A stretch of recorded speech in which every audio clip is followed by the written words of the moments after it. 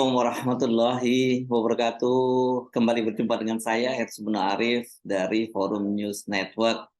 Bila Anda adalah pengguna kereta listrik atau kereta rel listrik ya, KRL komuter lain, khususnya di Jakarta, Bogor, Depok, Tangerang, dan Bekasi, bahkan sampai sekarang sudah sampai ke Cikarang ya. Dan kebetulan Anda adalah orang kaya atau yang dinilai oleh pemerintah sebagai orang kaya, maka bersiap-siaplah mulai tahun 2023 Anda harus membayar lebih mahal dari tarif yang biasa Anda bayar saat ini. Pemerintah seperti dikatakan oleh Menteri Perhubungan Budi Karya Sumadi mengatakan Anda ini selama ini menikmati subsidi yang tidak tepat sasaran. Padahal subsidi itu harusnya dinikmati oleh mereka yang tidak mampu alias miskin. Jadi apa ceritanya? Kata dia begini, kalau semua subsidi akhirnya didapat kepada masyarakat yang membutuhkan, contohnya di KRL ya, kita gunakan hanya sekitar 4.000. Itu cost-nya mungkin sekitar 10-15.000 ya, kata dia dalam konferensi pers di hari kemarin di kantornya ya, Selasa tanggal 27 Desember. Kita akan pilah-pilah mereka yang berhak dapat subsidi dan mereka yang tidak berhak. Maka harus dibuat kartu. Kalau itu berhasil, maka subsidi bisa kita berikan ke sektor lainnya. Jadi intinya ini Pak Budi Karya Sumadi, Pak Menhub menilai bahwa ada yang tidak tepat sasaran di subsidi KRL itu, karena kalau kemudian bisa ditertibkan, ini bisa dialihkan ke sektor yang lain, yang lebih tepat sasaran dan lebih berguna. Kira-kira begitu ya logikanya. Jadi gimana dong rencana dari Kementerian Perhubungan itu? Karena kan sebelumnya ada wacana untuk menaikkan tarif listrik. Jadi tarif kereta api rel listrik ini atau KRL ini, kalau seperti dikatakan oleh Dirjen Perkeretaapian Kementerian Perhubungan Rizal Wasal itu nggak naik ini ya. Jadi kalau dengan subsidinya tepat guna itu ya tarifnya nggak naik. Cuma kita pakai data di Kementerian Dalam Negeri, yang kaya bayar sesuai dengan harga aslinya, cuma yang kurang mampu akan dapat subsidi. Jadi dengan begitu kita nyebutnya tidak naik, tapi subsidinya lebih tepat sasaran. Itu tambah Rizal Wasal ya, dia juga hadir dalam jumpa pers kemarin. Rizal Wasal ini menjelaskan bahwa pihaknya masih menimbang-nimbang data apa yang akan menjadi dasar pembeda antar penumpang. Dia menyebutkan misalnya akan menggunakan data Kementerian Dalam Negeri ataupun mungkin data terpadu kesejahteraan sosial atau DTKS Kementerian Sosial. Kita harapkan nggak ribet deh, percaya data kita. Bisa jadi pokoknya data yang terbaik yang mana yang kita pakai, itu kata Rizal Wasal. Ini jadi antara data dari Kementerian Dalam Negeri atau data Kementerian Sosial. Mari kita bahas kebijakan yang akan diambil oleh Kementerian Perhubungan ini dengan alasan ada subsidi yang tidak tepat sasaran. Berapa sih besarnya subsidi yang diberikan kepada penumpang KRL komuter lain ini? Berdasarkan realisasi subsidi tarif KRL tahun 2021, itu jumlahnya 2,14 triliun atau 2,1 triliun, 2,1 triliun lebih sedikit ya. Oke, mari kita bahas satu persatu logika yang digunakan oleh pemerintah bahwa subsidinya tidak tepat sasaran. Pertama pasti kita akan bertanya dari mana pemerintah bisa menilai bahwa subsidi itu tidak tepat sasaran. Kalau katakanlah memang betul tidak tepat sasaran, apakah pemerintah punya data berapa persen yang tidak tepat sasaran? Apakah mereka selama ini sudah membuat semacam dilakukan semacam penelitian, atau kalau penelitian mungkin terlampau detail gitu, survei lah gitu pendapatan dari para penumpang KRL komuter lain ini. Atau kalau tidak survei atau ada data lain, dengan begitu pemerintah bisa menyimpulkan subsidi itu tidak tepat sasaran. Bukankah selama ini pemerintah itu, kalau kita nggak ngomongin soal subsidinya ya, selama ini kan pemerintah justru mendorong agar warga beralih dari kendaraan pribadi menjadi kendaraan umum, atau berpindah dari mobil pribadi ke public transportasi. Nah sekarang begitu mereka berpindah ke public transportasi, justru disebut bahwa oh ini ada subsidi yang tidak tepat sasaran. Dengan mereka ini para pengguna kendaraan mobil pribadi itu didorong berpindah ke public transportasi seperti KRL, kan ini banyak sekali manfaat yang diperoleh oleh pemerintah. Ini kayaknya nggak pernah dihitung ya dengan oleh pemerintah ini. Misalnya yang pertama apa? Penggunaan bahan bakar fosil itu berkurang. Ini kan juga ini sangat penting loh, ini berkaitan dengan soal kelestarian lingkungan kita. Kedua, itu kemacetan lalu lintas itu juga berkurang sangat signifikan. Dan yang paling penting saya kira emisi dari kendaraan bermotor itu juga berkurang. Ini berdasarkan riset pada tahun 2021 itu emisi kendaraan bermotor itu berkontribusi sampai 70% pada pencemaran udara di perkotaan. Ini apa yang nggak dihitung gitu ya, bahwa biaya ini kan dengan pencemaran udara yang berkurang, kemacetannya juga berkurang, itu kan dampak ekonominya juga sangat tinggi dan kemudian kalau kita konversi dalam bentuk duit juga sangat besar. Orang stres kurang, artinya dampak kesehatannya berkurang. Begitu juga dengan apanya emisi kendaraan bermotor berkurang itu kan juga tingkat kesehatan warga pada sebuah kota itu juga akan lebih lebih lebih sehat ya. Dan ini seharusnya juga dikuantifikasi. Jadi pemerintah jangan hanya menghitung berapa dana yang dikeluarkan untuk subsidinya. Oke lah, kita tetap sepakat bahwa oke, ada subsidi yang tidak tepat sasaran gitu ya. Meskipun ini agak aneh ya menurut saya, agak konyol bahkan. Mari kita bandingkan ini ya dengan rencana pemerintah untuk memberi subsidi pada kendaraan listrik. Ini sama karena orientasinya untuk lingkungan yang bersih ya. Mulai pada bulan Juni maksud saya 2023 nanti pemerintah itu akan memberi subsidi pada pembelian mobil listrik itu sebesar 80 juta rupiah. Untuk mobil hybrid itu 40 juta rupiah, motor listrik 8 juta rupiah, dan motor konversi itu 5 juta rupiah. Presiden Jokowi itu merencanakan total subsidinya mencapai 5 triliun rupiah. Ini rencana di pemerintah dan sampai sekarang ketika pemerintah menyampaikan itu sudah dipersoalkan oleh DPR. Misalnya ada seorang anggota DPR yang meminta agar Presiden jangan gerusa-gerusu dulu karena ya memang sampai sekarang ini kan sebenarnya soal infrastruktur dari mobil listrik ini juga belum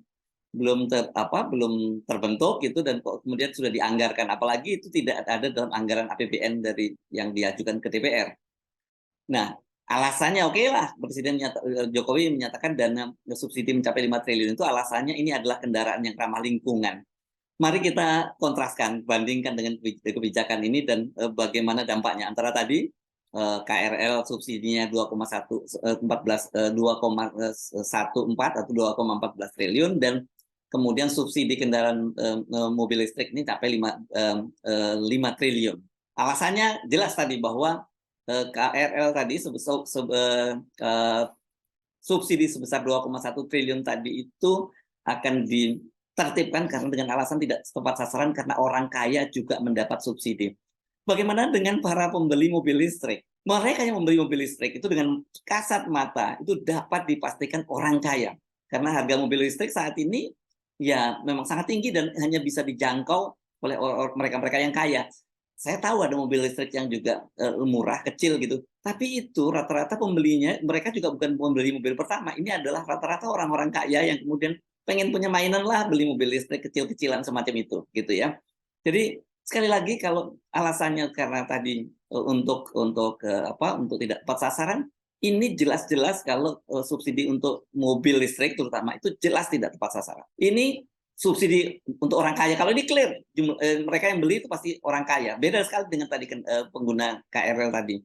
Jumlahnya itu kan tadi juga kalau yang satu 2,1 triliun, yang ini mobil listrik 5 triliun ya. KRL tadi subsidinya 2,1, yang mobil listrik ini 5 triliun. Jadi 2 kali lipat lebih besar dari subsidi KRL tadi.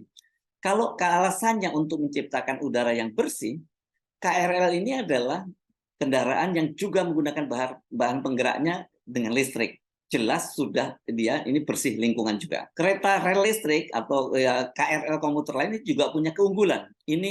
Mereka ini memindahkan pengguna kendaraan pribadi ke moda transportasi umum. Sementara kalau mobil listrik ini kan tetap saja dia akan menggunakan jalan mobil biasa dan tidak berdampak pada pengurangan kemacetan lalu lintas, malah mungkin menambah kemacetan lalu lintas. Sebagai data pembanding ya, saat ini seperti dikatakan oleh Menteri Perhubungan pada bulan Juni 2022 itu sebanyak 2 juta orang penumpang yang menggunakan KRL komuter lain per hari.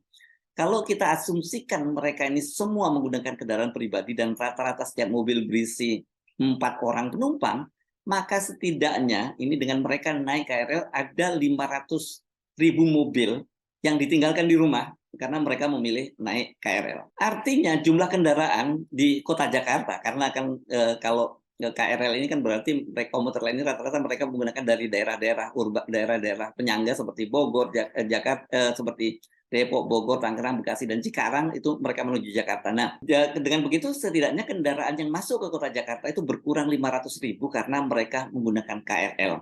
Ini jelas sangat signifikan karena di Jakarta saja kepemilikan mobil itu pada tahun 2022 ini tercatat 4,1 juta unit mobil. Dengan pola ganjil genap, maka diasumsikan ada 2.050.000 mobil yang beroperasi. KRL itu sudah mengurangi 1/4 jumlah mobil yang ada di jalanan Jakarta. Katakanlah sepertiga sajalah penumpang KRL itu adalah orang kaya atau lebih amannya disebut pemilik mobil. Maka setidaknya sudah hampir 200.000 mobil yang berkurang lalu lalangnya di Jakarta. KRL ini juga telah menjadi alternatif ketika harga BBM kemarin dinaikkan oleh pemerintah. Ya, belum lama ini pemerintah menaikkan harga BBM. Data yang dimiliki oleh manajemen KRL menunjukkan orang yang berpindah ke KRL setelah harga BBM naik itu sangat signifikan. Jadi KRL sekali lagi memberi kontribusi nyata mengurangi penggunaan bahan bakar fosil dan juga mengurangi kemacetan lalu lintas, termasuk juga polusi udara. Catatan lain, infrastruktur KRL ini kan telah tersedia, maka terus berkembang. Ini saya lihat pembangunan stasiun, pembangunan jalur-jalur kereta KRL yang baru itu terus dilaksanakan. Sementara kalau kita bicara soal infrastruktur mobil dan kendaraan listrik lainnya itu sampai sekarang masih jadi tanda tanya besar gitu ya. Banyak orang mau beli mobil listrik, tapi mereka berpikir bagaimana kemudian soal supply atau tempat untuk mencas baterainya kalau kemudian kendaraan itu habis baterainya, terus kemudian bagaimana kalau mereka pergi keluar kota dan sebagainya, bagaimana dengan teknisinya dan sebagainya. Ini kan masih jadi persoalan yang masih panjang ya. Ini masih perlu waktu lah untuk mengembangkan infrastruktur kendaraan listrik ini. Sekali lagi, pernyataan Menteri Perhubungan maupun Dirjen Kereta Api bahwa subsidi tidak tepat sasaran karena dinikmati orang kaya itu merupakan retorika kosong ya. Karena dalam kasus mobil listrik, pemerintah justru berpihak pada orang kaya. Lebih tepatnya berpihak pada pengusaha mobil listrik sebenarnya, bukan orang kaya yang ini kelihatannya orientasinya pada pengusaha mobil listrik yang kebanyakan ini dimiliki oleh para pejabat maupun perusahaan yang terafiliasi dengan para pejabat tinggi negara. Ini yang disebut biasanya peng-peng ya, penguasa sekaligus pengusaha. Saya kira sebenarnya lebih di situ persoalannya. Nah, kerumitan lain ini soal nantinya penggunaan kartu, membedakan antara orang yang kaya dan tidak kaya. Ini betul-betul bagaimana cara membedakan orang kaya dan miskin. Oke. Tadi dikatakan oleh Dirjen Kereta Api menggunakan data yang ada di Kementerian Dalam Negeri atau data terpadu kesejahteraan sosial milik Kementerian Sosial. Artinya mereka yang boleh naik KRL kalau menggunakan data terpadu kesejahteraan sosial milik Kemensos itu atau DTKS itu, yang boleh naik KRL itu tanpa subsidi itu adalah para penerima bantuan langsung tunai. Mereka ini adalah kelompok yang benar-benar tidak mampu. Bagaimana dengan para pekerja harian yang mendapat upah berdasarkan UMR dan mereka tidak masuk dalam DTKS? Apakah mereka juga tidak boleh menggunakan fasilitas KRL? Ya tadi, karena mereka tidak punya kartu DTKS-nya. Dan kita tahu bahwa sementara yang mereka masuk dalam DTKS ini kebanyakan malah saya yakin tidak menggunakan KRL untuk rutinitas harian, karena mereka ini kan rata-rata banyak sekali di antara mereka orang yang tidak bekerja atau bekerja bekerja serabutan saja dan itu tidak dilakukan tidak memerlukan mobilitas yang tinggi seperti menggunakan KRL ya. Karena itu tadi mereka itu bukan pekerja rutin, bukan pekerja harian. Oke, kita ikuti cara berpikir pemerintah menggunakan data DTKS tadi ya. Data terpadu Kementerian Sosial tadi ya. Apakah ketika mereka membeli tiket, nantinya harus terlebih dulu menunjukkan pengantar dari RT, RW bahwa mereka itu penerima DTKS atau masuk dalam data terpadu tadi. Bagaimana juga dengan yang ini mesti dipikirkan dengan integrasi pembayaran tiket yang menggunakan kartu yang diterbitkan sejumlah bank. Karena sekarang ini kan kita naik KRL itu tidak hanya bisa menggunakan kartu yang disediakan oleh kereta api, tapi juga menggunakan kartu-kartu yang diterbitkan oleh sejumlah bank. Dan kartu-kartu ini biasanya bisa digunakan untuk naik MRT, bisa untuk masuk tarif jalan tol dan sebagainya. Apakah ketika membeli kartu itu, kartu bank-bank itu juga mereka harus membawa surat pengantar dari RT dan RW, bahkan kelurahan? saya membayangkan itu banyak keributan-keributan lain justru tidak seperti yang dikatakan oleh Pak Dirjen Kereta Api tadi dijamin tidak akan ribet. Nah, saya menduga keributan-keributan yang bakal muncul dengan dalih tidak tepat sasaran yang jumlahnya hanya 2,1 triliun ini ya dibuat sebagai yang terlalu mengada-ada atau ada konyol gitu ya. Sementara kan kita tahu tadi subsidi untuk orang kaya berupa pembelian mobil listrik itu pemerintah tidak segan merogoh kocek lebih dalam. Bandingkan 2,1 triliun untuk sekian 2 juta orang setiap harinya, dan kemudian dibandingkan dengan jumlah 5 triliun untuk mereka yang mau membeli kendaraan listrik khususnya mobil listrik. Jadi bagaimana kita memahami ada dua kebijakan yang kontras tadi? Saya kira penjelasannya sederhana. Ini karena adanya moral hazard tadi ya. Ada kepentingan bisnis dari para penguasa dan pengusaha di kendaraan listrik tadi, termasuk motor dan mobilnya. Anda bisa googling siapa-siapa pemilik pabrik-pabrik sepeda motor dan mobil listrik ini nantinya. Sementara untuk KRL komuter lain ini yang dikelola oleh PT Kereta Api Indonesia ini tidak ada celah peluang para pejabat dan keluarganya tadi atau mereka yang terafiliasi dengan para pejabat tinggi ini, mereka bisa mengeruk keuntungan dari negara. Saya sebenarnya tetaplah terus menjaga akal sehat kita. Salam akal sehat. Sampai jumpa lagi. Wassalamualaikum warahmatullahi wabarakatuh.